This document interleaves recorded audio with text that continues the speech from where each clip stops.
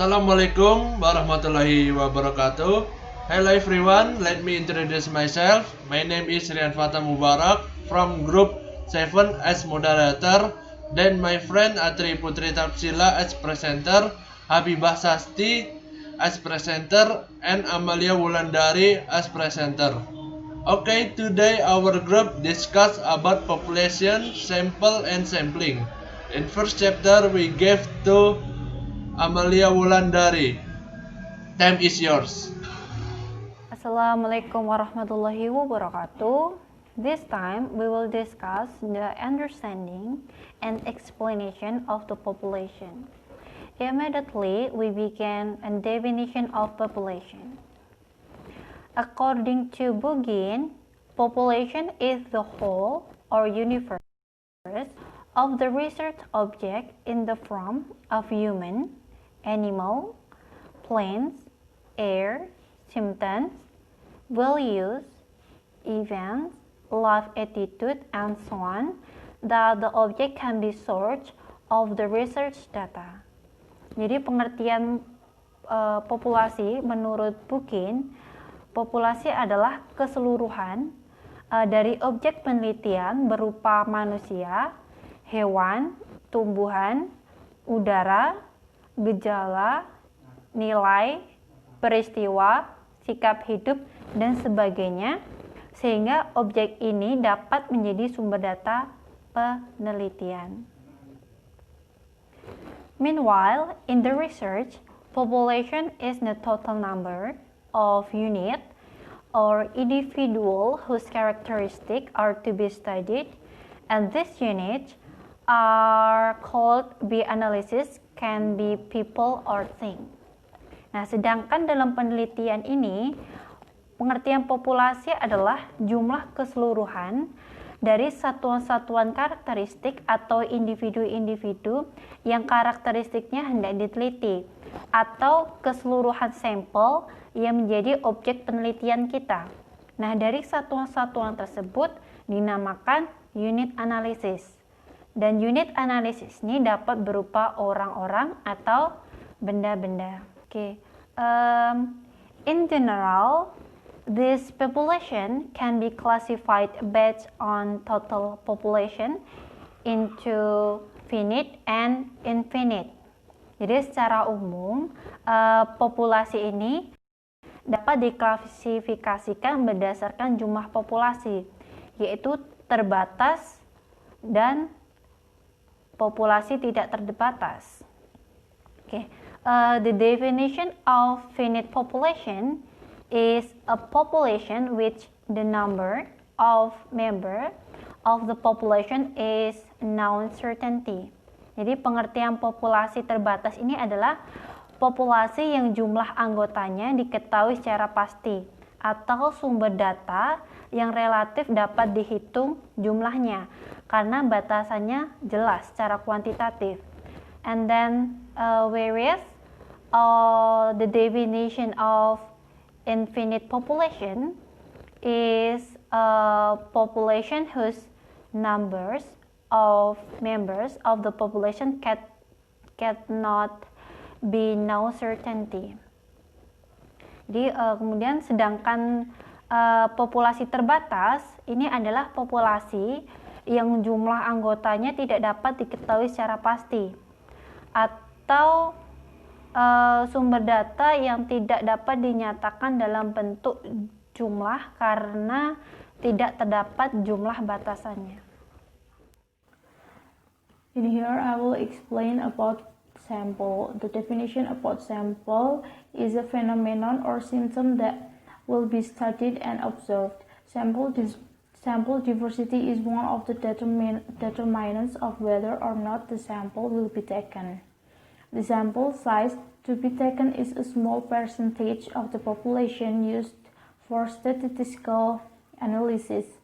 There are requirements that must be done and fulfilled when taking a sample, namely representative.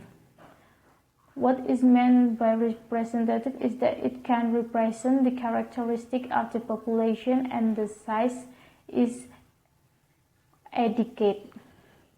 Jadi sampel adalah sebuah fenomena atau kejadian yang akan diteliti atau diamati.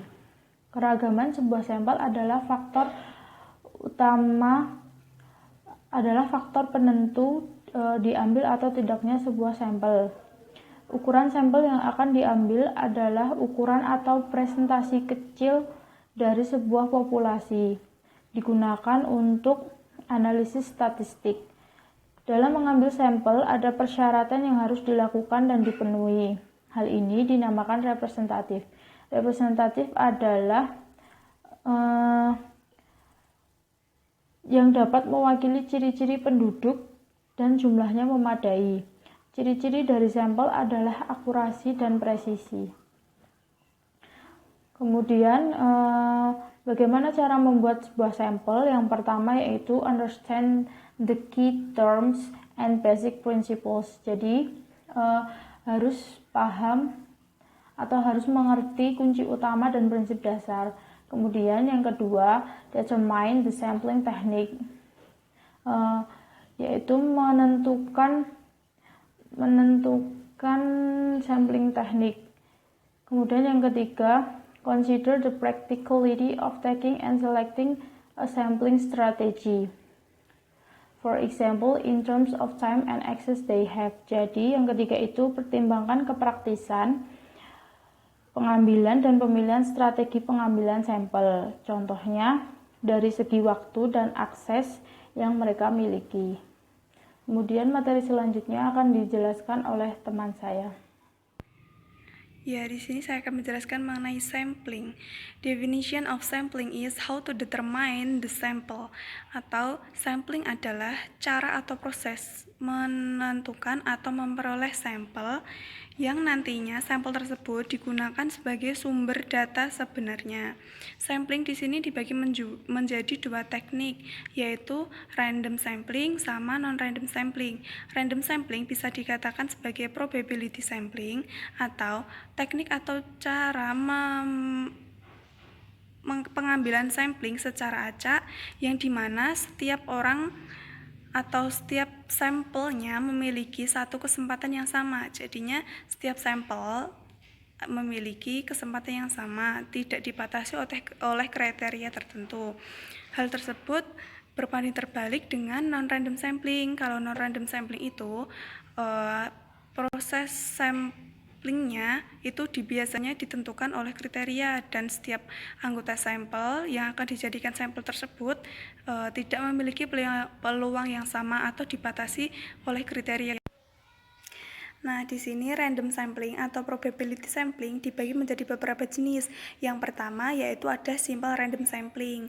Simple random sampling adalah cara mengambil sampling atau melakukan sampling dengan cara melakukan secara acak atau memilih secara acak, yaitu contohnya seperti adanya seleksi yang hanya membutuhkan 20 orang dari 50 orang, di mana 50 orang tersebut memiliki satu kesempatan yang sama.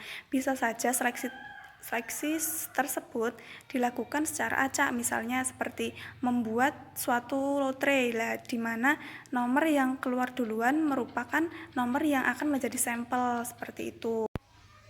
Strata sampling merupakan sampling yang dimana sampel diambil dengan membagi populasi menjadi beberapa strata.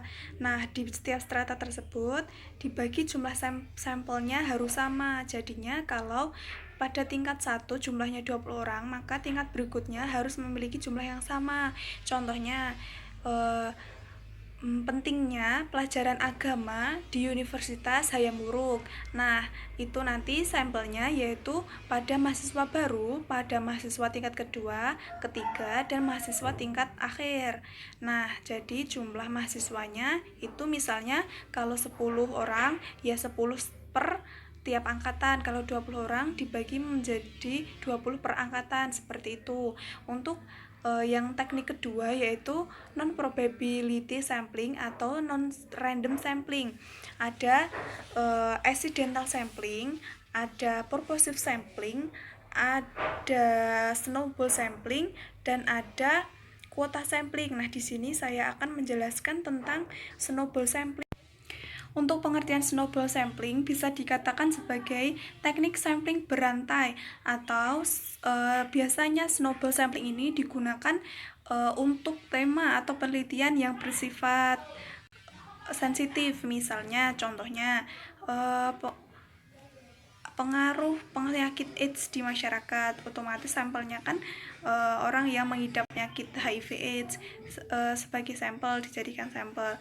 Nah, sekiranya sampel tersebut tidak memberikan informasi secara valid atau merasa kurang data, kita cara lainnya yaitu bisa mengumpulkan data atau informasi melalui orang yang sampel kenal atau misalnya orang terdekat dari sampel tersebut untuk dimintai data tambahan, seperti itu.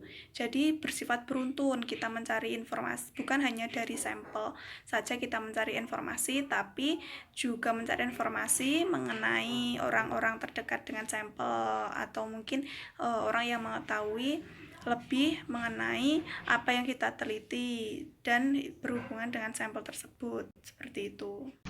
The conclusion: population is a set of sample of member to be observed. The research population can be divided into finite population and infinite population. The definition of a finite population is a population in which the number of members of the population is known with certainty, whereas an infinite population is a population whose number of members of the population cannot be known with certainty. Population is all element that can be used to make several conclusions, including census, element, sample, sampling unit, target population, sampling framework. Sample is phenomenon or symptom that will be studied and observed.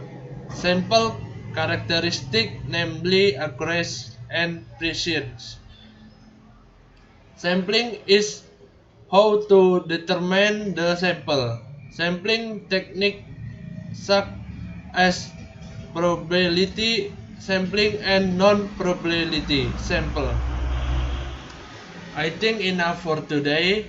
Thank you for your attention and wassalamualaikum warahmatullahi wabarakatuh.